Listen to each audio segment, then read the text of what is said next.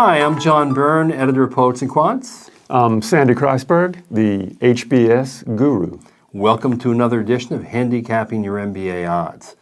Today's candidate is a 29-year-old African-American from a poor inner-city family, first in his family to go to college, first to go to graduate school as well. For 5 years out of grad school, he was working for a bulge bracket investment bank, think Goldman Sachs, JP Morgan, and Morgan Stanley. For the last 2 years, he's been working in consulting as an IT consultant for one of three firms, Deloitte, Booz, or Oliver Wyman. His GMAT is 650. His GPA, undergraduate GPA, was 3.3. He does also have a master's in information management from an Ivy League school with a GPA of 3.6. And he's aiming pretty high. He's going for Harvard, Stanford, Wharton, MIT, Berkeley, Columbia, and Yale. What do you say? There's a lot to like about this guy. He's up from the bootstraps African-American guy. He's been in a technical field. He wanted to be a scientist and discovered that his IT was more to his liking. What he wants to do is to wind up at, McKinsey, Bain, or BCG. So he wants to trade up. Yes, nothing wrong with that. Absolutely not. I think you put it, he wants to go from silver to gold, right? Yes. Yes. Okay, here's the problem. There's too much noise in the story. The 650 GMAT is a little bit of noise. The undergraduate GPA was what, John? 3.3 from a small liberal arts college. That's a little bit of noise. And a business major. And he's had a lot of jobs. He's had an unusual career path.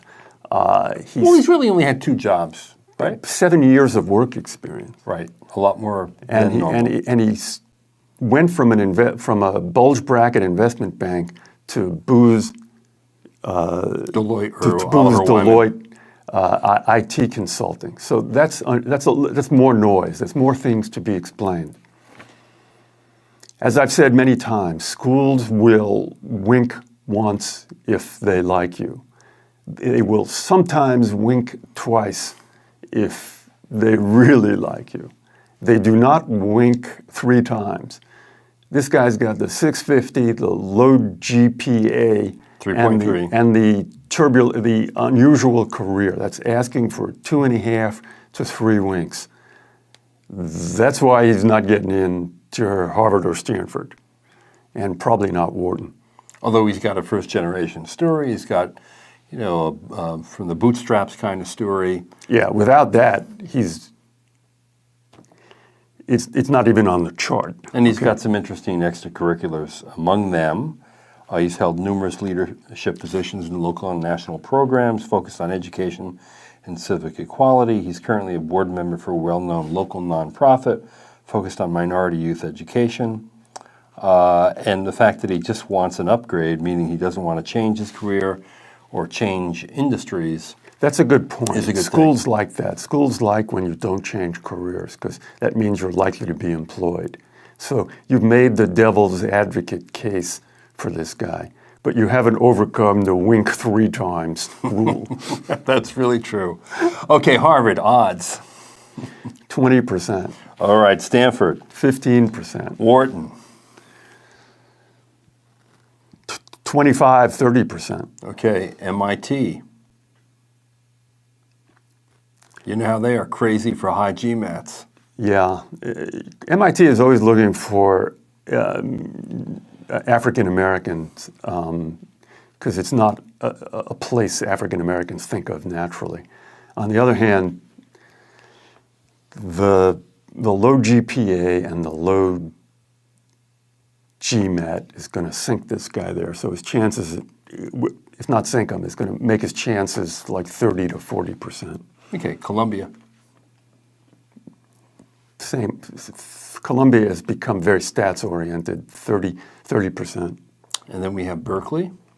Then you enter into a whole different world. You see, once you leave the world of Harvard, Stanford, Wharton, MIT, the guy becomes a lot more attractive. You're into 40 to 50% there. Then all the positives start clicking in. And then his last school is also actually Ames High. It's Yale School of Management. They're a little hard to call because they're small, they don't have a lot of spaces. They're not as selective as Harvard, Stanford, Wharton, but this guy doesn't fit into their wheelhouse, okay, of either finance or social enterprise. And so his odds are? 30, 40%. All right. Well, this is going to be an interesting case. He should hire you, Sandy, don't you think? He needs the story to be shaped a little bit. He needs to shape his story. If you can do that yourself, so go do it. If you can't hire a qualified consultant, you should think about places like Berkeley, USC, UCLA. Kellogg is a good school for you to think about. They're big. They go for stories like this. That would be my advice. And they push out a hell of a lot of consultants, I might add. Right. Yeah.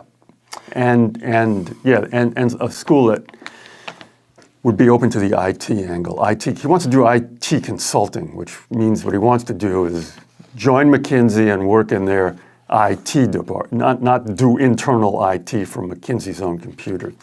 Help McKinsey's IT clients is what he wants to do. Right.